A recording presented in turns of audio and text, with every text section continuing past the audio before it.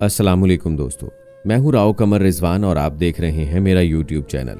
दोस्तों, आज की कहानी एक ऐसी लड़की की है जो कि जवानी में बेवा हो जाती है और फिर अपनी सास की जिद करने पर दूसरी शादी कर लेती है, लेकिन औलाद को घर पर छोड़ देती है। वही औलाद अपनी उस माँ के साथ जवान होने के बाद क्या करती है, ये इंतहाई दर्दनाक कहानी आखिर तक लाजमी देखिएगा। तो चलिए शुरू करते हैं अपनी आज की कहानी। खाला ने मेरी परवरिश की और जब मैं 15 बरस की हुई तो उन्होंने मेरी शादी अपने इकलौते बेटे नईम से कर दी। नईम मेरा बहुत ख्याल रखते थे। वो ज़्यादा अमीर न थे मगर इतना कमा लेते थे कि हम खुशो खुर्म जिंदगी बसर कर रहे थे। 7 बरस हमारी अज़दवाजी ज़िंदगी रही। इस दौरान 2 बेटे और 1 बेटी ने जन्म लिया। खाला सास बन गई थीं मगर माँ जैसी मोहब्बत अब भी करती थीं। मुझसे ज़्यादा मेरे बच्चों को संभालती, उनकी तमाम देखभाल वही करती थी। हमारा घर सुकून का गहवारा था कि अचानक वक्त ने करवट ली और सुकून का ये आशियाना तिनका तिनका हो गया। एक रोज़ नईम काम से लौटे तो थके थके थे। मैंने खाने का पूछा तो कहा, खाना अभी नहीं खाऊंगा, प्यास लगी है, ठंडा शरबत दे दो। ये कहकर वो चारपाई पर लेट गए और मैं किचन में शरबत बनाने चली गई। किचन से लौटी तो वो आंखें बंद किए लेटे थे। मैंने आवाज़ दी, नईम क्या सो गए? शरबत पी लें। उन्होंने कोई जवाब ना दिया, समझी वाकई सो गए हैं। शरबत का जग वापस ले आई और किचन में रख दिया कि जब नींद से जागेंगे तो पी लेंगे। 2 घंटे गुजर गए, उन्होंने करवट ना ली। मैं बच्चों में लगी रही। खाला बाजार से सौदा सलफ लेकर लौटी तो नईम को दराज पाया। बोली, नईम आ गया क्या? और ये बेवक्त क्यों सो रहा है? अब तो मगरिब होने को है, जगा दो वरना रात को नींद नहीं आएगी। मैं उनके करीब गई, जगाने के लिए कंधा हिलाया मगर वो ना उठे। दरअसल उनकी रूह परवाज कर गई थी। वो उम्र में मुझसे बड़े ज़रूर थे, लेकिन ये कभी ना सोचा था कि इतनी जल्दी साथ छोड़ जाएंगे। मुझ पर तो जैसे क़यामत टूट गई। माँ बाप से महरूम थी, खाला का भी बेटे के सिवा कोई ना था। वो भी नईम के जाने की वजह से बेआसरा हो गई थी। अब 3 छोटे बच्चों का साथ था और हम 2 लाचार औरतें। मैं पढ़ी लिखी न थी और वो उम्र रसीदा थी। दोनों ही नौकरी करने से माजूर थीं। कर्ज नईम के बाद हम पर बुरे दिन आ गए, यहाँ तक कि घर में फूटी कौड़ी भी ना रही। हम तो फाके बर्दाश्त कर लेते, लेकिन मेरी सास से पोतों और पोती का बिलकना देखा ना जाता था। उन दिनों उनकी दिलजुई को नईम के एक दोस्त वहीद आने लगे। जब उन्होंने हमारे घर में फाके देखे तो माली मदद करने लगे। वो मेरी सास के बेटे बने हुए थे, शादीशुदा ना थे। एक दिन खाला से कहा, माँ जी कोई लड़की नज़र में हो तो मेरी शादी करा दो, चाहे बेवा ही क्यों ना हो। खाला उसका इशारा समझ गई। एक रोज़ मुझे समझाने लगी, बेटी मैं बूढ़ी हूँ, आज हूँ कल नहीं हूँगी। तुम जवान हो और उम्र भर तन्हा जिंदगी नहीं गुजार सकती। बच्चों को भी सहारे की ज़रूरत है, बेहतर है दूसरी शादी कर लो। खाला जी, क़यामत के दिन नईम को क्या मुंह दिखाऊंगी और बच्चों का क्या बनेगा? जब मेरी माँ ने बेवगी के बाद दूसरी शादी कर ली तो मैंने सुतेले बाप को कबूल ना किया था और आपके पास आ गई थी, तो मेरे बच्चे क्यों कर किसी दूसरे शख्स को बाप की जगह कबूल करेंगे? वो उसे ही नहीं मुझसे भी नफरत करने लगेंगे। फिर ये ज़रूरी तो नहीं कि सुतेला बाप उनकी परवरिश को बोझ न समझे और उनके साथ हमेशा अच्छा रवैया रखे। अगर उसने बुरा सलूक किया तब क्या होगा? जब घर में मुसलसल फाके नाकाबिले बर्दाश्त हो गए और बच्चे बीमार रहने लगे, दवा की इस्तात न रही, तो मेरी सास मुझसे ज़्यादा बच्चों की हालत पर रोया करती थी। वो बार बार समझाती थीं कि तुम बच्चों की खातिर दूसरी शादी कर लो और बाकी सब मुझ पर छोड़ दो। अभी इन मसाइल के हल करने का वक्त है, बाद में पछताओगी। वहीद 1 माह में 2-3 बार हमारे घर बच्चों की खैरियत दरियाफ्त करने आता था। सास ने इशारे के नाए फिर साफ अल्फाज में समझाया कि ये आदमी अच्छा है, देखा भाला है, बच्चों का बोझ उठाने को तैयार है। कल हम ना रहे, तुम्हारे बच्चे फाकों से मर जाएंगे या सड़कों पर भीख मांगेंगे। अपनी खातिर ना सही, मेरी खातिर इससे निकाह कर लो। दूसरी शादी हरगिज़ ना करना चाहती थी, लेकिन सास के मजबूर करने पर हामी भर ली। तय पाया कि बच्चे सास अपने पास रखेंगी और मैं निकाह के बाद वहीद के घर में रहूंगी।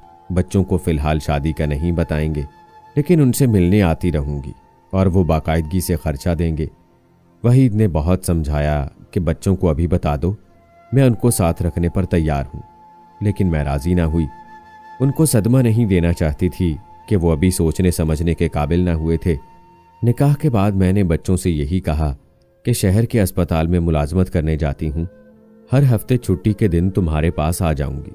बच्चे दादी को सौंपकर मैं वहीद के पास रहने लगी और वो बाकायदगी से बच्चों का खर्चा मेरी सास को देते थे। मैं हर हफ्ते बच्चों के पास रहने आ जाती। वहीद बहुत अच्छे आदमी थे। वो खुद मुझे छोड़ने आते और फिर ले जाते, कभी रोका ना टोका। जब जी चाहता कहती बच्चों से मिलना है, उसी वक्त ले जाते। बच्चे भी मेरी गैर हाजिरी को ज़्यादा महसूस न करते, क्योंकि जब आती उनके लिए बहुत सी चीज़ें लाती। वो इन चीज़ों के ख्याल में दिन गुजार देते कि माँ आएगी तो हमारे लिए कुछ लाएगी। वो मुझसे ज़्यादा अपनी दादी से हिले हुए थे। मेरी ममता का गोशा आसूदा था। तभी वहीद से कोई इख्तलाफ ना हुआ और मैं उसके साथ खुशो खुरम जिंदगी गुजारने लगी।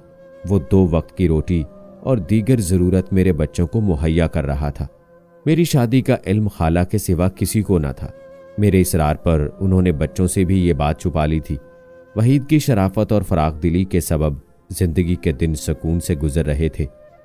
जब तक बच्चे छोटे थे, वहीद भी नईम के घर आते जाते रहे, लेकिन वो जब सियाने हो गए तो मैं अकेली उनसे मिलने जाने लगी। वक्त गुजरते पता न चला। मेरा बेटा मैट्रिक में था। उन्हीं दिनों लड़की का रिश्ता भी आ गया और खाला ने उसका ब्याह कर दिया। वो अपने घर में आबाद हो गई। मेरी बच्ची की शादी के साल बाद खाला फौत हो गई और दोनों लड़के घर में अकेले रह गए। अब उनको माँ की ज़रूरत थी। उन्होंने इसरार किया, अम्मी नौकरी छोड़ दो और हमारे पास आकर रहो, अब हम आपको शहर नहीं जाने देंगे। वो खुद मेहनत मजदूरी करने पर तैयार थे। मुझे हर हाल घर में रखना चाहते थे, जबकि मैं मजबूर थी। मेरा अपना घर था, मेरे साथ वहीद था। वो मेरा एक मुखलिस और बावफा जीवन साथी था। उसने मुझे हर तरह का सुख और आराम दिया, जो मैंने कहा माना था। मेरी हर ख्वाहिश का एहतराम किया। मुझसे उसकी कोई औलाद भी ना हो सकी, तब भी सब्र शुक्र से काम लिया था। इतने अच्छे इंसान का उस वक्त मैं कैसे साथ छोड़ सकती थी, जब उसे मेरी रफाकत की ज़रूरत थी, क्योंकि वो अब कुछ बीमार रहने लगा था। जब तक दादी जिंदा थी, बच्चों ने मेरी ज़रूरत महसूस ना की, लेकिन अब उन्हें भी मेरी ज़रूरत थी। उनका इसरार बढ़ने लगा कि मैं उनके साथ रहूं। वो ऐसी उम्र में थे कि मुस्तकिल अकेले ना रह सकते थे। मैं सख्त परेशान थी। बेटे जवानी में कदम रखने वाले थे। वो अब कैसे ये हकीकत बर्दाश्त करते कि उनका बाप कोई दूसरा शख्स था।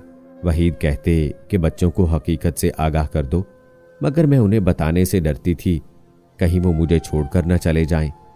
ऐसा ना हो कि सौतेले बाप को सिरे से कबूल न करें या मुझे वहीद से मिलने से रोकें। एक दिन मेरे दोनों लड़के मेरा ताकुब करके वहीद के घर पहुंच गए। अचानक उन पर इंकशाफ हुआ कि मैं उनके पास रहने से क्यों मजबूर हूं। इस इंकशाफ पर उनको दिली सदमा हुआ। छोटा बेटा रोने लगा और बड़े ने झगड़ना शुरू कर दिया। उनको यकीन न आता था कि मैंने दूसरी शादी कर ली है। बेटी को भी दुख पहुंचा कि अगर माँ ने दूसरी शादी कर ली थी तो हमसे क्यों छुपाया। लड़के सिरे से मेरी शादी को कबूल करने पर तैयार न थे। वो कहते, तुमने दूसरी शादी क्यों की? मैंने लाख समझाया कि तुम्हारी खातिर की थी, क्योंकि तुम्हारे अखराजात उठाने वाला कोई ना था और मुझसे तुम्हारी हालत देखी ना जाती थी। लेकिन वो मेरी इस मजबूरी को मानने के लिए तैयार न थे। वो नाराज होकर वापस चले गए। उन्होंने मेरे घर का पानी तक ना पिया और मुझसे सारे रिश्ते खत्म कर दिए। बड़े लड़के ने मेहनत मजदूरी शुरू कर दी। मैट्रिक का इम्तिहान भी ना दिया। छोटे ने भी स्कूल जाना छोड़ दिया। वो मुझसे नहीं मिलते थे। मैं उनकी सूरत देखने को तरसती थी। मैं ममता से मजबूर होकर उनके घर जाती और बाहर घंटों खड़ी रहती। एक रोज बड़े बेटे ने डांट दिया कि अम्मा खबरदार, क्या तुम गांव में हमारी सबकी कराना चाहती हो? क्या ये चाहती हो कि हमारे दोस्त और मोहल्ले के लड़के हमारी हंसी उड़ाएं? अगर आइंदा यहां नजर आईं तो हम अपने बाप के घर को ताला लगाकर कहीं दूर चले जाएंगे। क्या अब तुम हमें दरबदर देखना चाहती हो? उफ, ये अल्फाज थे या पिघला हुआ शीशा जो मेरे कानों में पड़ा था। जिन बच्चों की खातिर मैंने कुर्बानी दी, अब वही मुझे गुनाहगार ठहरा रहे थे। बेटी ने भी कह दिया कि मेरे घर मत आना, ऐसा ना हो कि ससुराल वाले तुम्हारी वजह से मुझे घर से निकाल दें। सच है, निकाह छुपाने की चीज नहीं है और मुझे इसी बात की सजा मिली। ज्यादा दुख इस बात का था कि मेरे दोनों लड़कों ने स्कूल छोड़ दिया था। बड़ा मेहनत मजदूरी करता और छोटा गांव की गलियों में आवारा फिरता था। उन्होंने माँ की दूसरी शादी को अपनी बेइज्जती का मामला बना लिया था। वहीद ने मेरा हाल बुरा देखा तो कहा कि तुम बेशक मुझे छोड़कर अपने बच्चों में चली जाओ, मगर मैं बीमारी में उनको छोड़कर कैसे जा सकती थी। ये भी खौफ था कि शौहर को छोड़कर औलाद के पास चली जाऊं, वो भी बुढ़ापे में। अगर उनकी छत तले पनाह ना मिली तो वहीद की दी हुई छत भी खो दूंगी। मेरा ख्याल था कि बड़े होकर जब समझदार हो जाएंगे, मेरी मजबूरियां जान जाएंगे, मुझे गले लगा लेंगे, मैं उनकी शादियां करूंगी, उनका सेहरा देखूंगी। मुझे क्या खबर थी कि वो मेरे गले में दूसरी शादी के जुर्म में कांटों के हार डालेंगे। जब मेरा अबतर हाल देखा तो वहीद ने अपने तौर पर मेरे बच्चों को मनाने की कोशिश की। उन्होंने वहीद पर हमला कर दिया और फिर उसे थाने में बंद कराने की धमकियां देने लगे। वो बड़ी मुश्किल से इज्जत बचाकर वापस आए थे। गांव के बुजुर्गों तक बात पहुंची। वो मेरे पास आए और कहा, अगर तुम मौजूदा शौहर को छोड़ दो तो हम तुम्हारे बेटों को मना लेंगे और वो तुम्हें अपने साथ रख लेंगे। लेकिन मैंने ऐसा नहीं किया। बुढ़ापे में तलाक लेने के बारे में सोचकर सहम जाती हूँ। वहीद कहते हैं, शौहर से वफा की उम्मीद रखना मगर औलाद से ना रखना। क्या औलाद बेवफा होती है? मालूम नहीं ये सच है कि झूठ, ये आने वाला वक्त ही बताएगा। दोस्तों, सब एक जैसे तो नहीं होते, लेकिन जिस तरह इस बेवा की औलाद ने किया, यकीनन ये बहुत दुख वाली बात थी। आप आज की इस कहानी के बारे में क्या कहते हैं? कमेंट बॉक्स में ज़रूर बताएं। मिलते हैं अगली वीडियो में, तब तक के लिए मुझे इजाज़त दें। अल्लाह हाफिज़।